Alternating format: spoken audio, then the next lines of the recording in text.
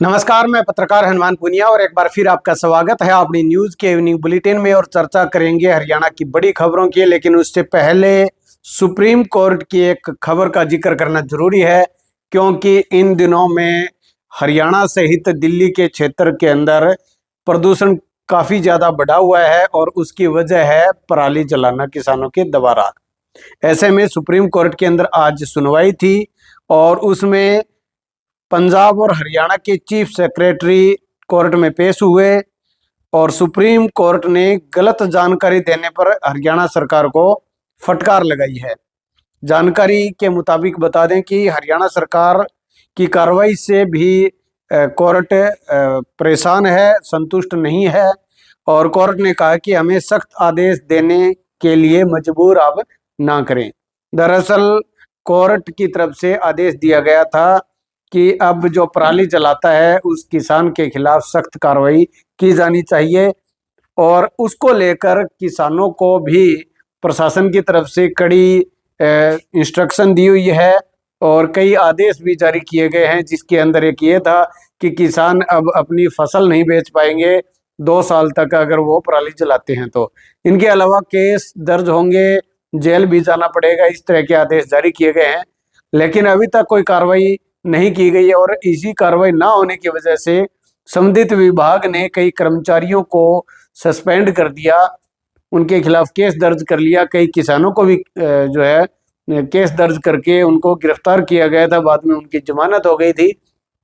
तो एक हिसाब से हम कह सकते हैं कि जिला प्रशासन से लेकर ऊपर की पूरी हरियाणा सरकार प्रयासरत है, लेकिन कोर्ट इससे संतुष्ट अभी भी नहीं है और कोर्ट ने कहा है कि इस मामले के अंदर और सख्ती की जरूरत है और हरियाणा सरकार और पंजाब सरकार को कड़ाई से पेश आते हुए कोर्ट ने कहा है कि ये प्रदूषण मुक्त वातावरण में रहना नागरिकों का मौलिक अधिकार है और उसको आपको ध्यान रखना, प्रायोरिटी आपकी ऐसा करने की होनी चाहिए।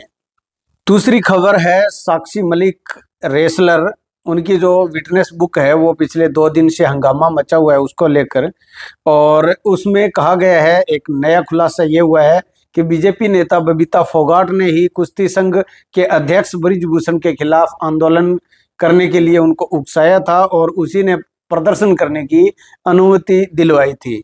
वहीं यह भी कहा गया है कि बबीता फोगाट बृजभूषण को हटाकर WFI की खुद अध्यक्ष बनना चाहती थी।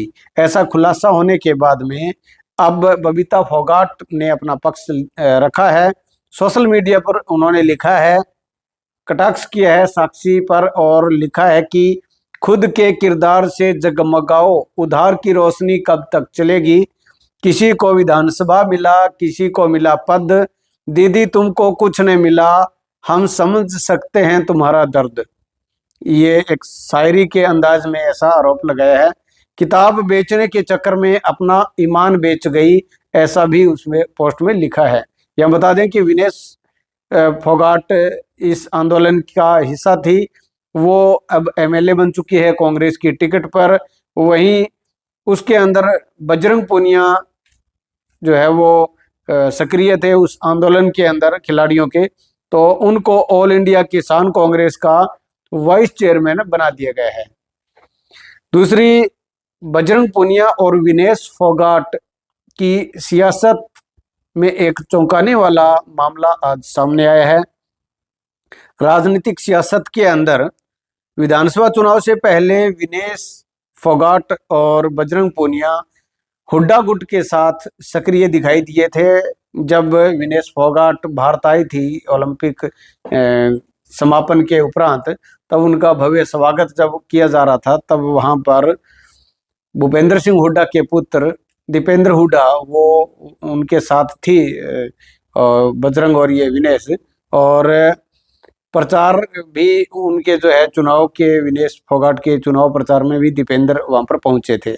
लेकिन आज बजरंग पूनिया ने दिल्ली के ऑल इंडिया कांग्रेस के कार्यकारी अध्यक्ष का पदभार संभाल लिया और इस दौरान उनके साथ सिरसा की सांसद कुमारी शैलजा मौजूद थी। यह चौंकाने वाला वाकया इसलिए हम कह रहे हैं क्योंकि हरियाणा के अंदर कांग्रेस में दो गुट हैं, हुड्डा और सैलजा गुट, और वो एक दूसरे के विरोधी हैं। और ऐसे में हुड्डा गुट का एक कोई भी नेता वो अगर सैलजा गुट को वहां पर उपस्थिति दर्ज करवाता है तो ये चौंकाने वाला मामला है। हालांकि इस मामले के बाद में बजरंग पूनिया ने कहा कि वो भूपेंद्र सिंह हुड्डा के नेतृत्व में काम कर रहे हैं, और लेकिन चर्चा जो है इस तरह से कुमारी सैलजा के वहां पर जाने से एक बड़ी चर्चा कांग्रेस के अंदर मची हुई है। वहीं हरियाणा सरकार की तरफ से हरियाणा स्कूल शिक्षा बोर्ड के सचिव की तैनाती की गई है, और ये जिम्मेवारी दी गई है 2011 बैच के HCS अधिकारी अजय चोपड़ा को। इनकी नियुक्ति तत्काल प्रभाव से कर दी गई है। फिलहाल पिछले काफी दिन से यह पद खाली पड़ा था, और अब अजय कुमार को बोर्ड का सचिव बनाया गया है। वहीं इनके साथ साथ इनको जिला परिषद भिवानी का CEO भी नियुक्त किया गया है। HCS अधिकारी अजय चोपड़ा की पहली पोस्टिंग हिसार के अंदर GM रोडवेज के रूप में हुई थी, और वे मूल रूप से रोहतक के रहने वाले हैं। इससे पहले वो फतेहाबाद में ADC का पद भी वो संभाल चुके हैं। वहीं कुछ समय पहले इनका ट्रांसफर भिवानी में हो गया था, और अब इनको हरियाणा बोर्ड में अपनी सेवाएं देने का मौका मिला है।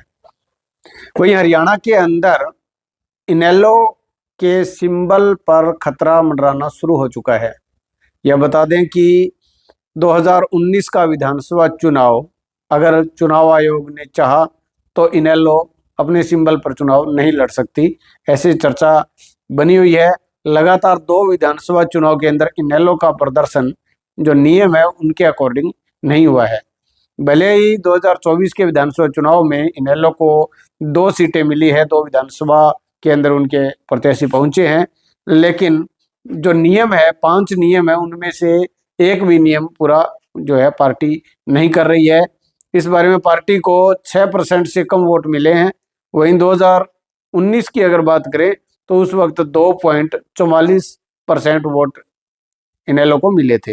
हालांकि इस तरह के सिंबल चले जाने की जो चर्चा है इस पर अभय सिंह चौटाला से जब बातचीत की गई तो उन्होंने इस मामले को बकवास बताया है।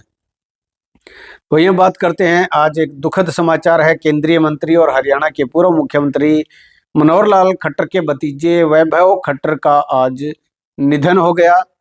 करीब 20-25 दिन से वो मेदांता अस्पताल में उपचाराधीन थे, और उनको ब्रेन हेमरेज हुआ था। ब्रेन ट्यूमर के वो जो मरीज थे, और वैभव खट्टर करीब 30 साल के थे। LLB करके वो अविवाहित थे और एडवोकेट के रूप में वो काम कर रहे थे। और वैभव खट्टर जो है मनोहर लाल खट्टर के भाई चरणजीत खट्टर के पुत्र हैं।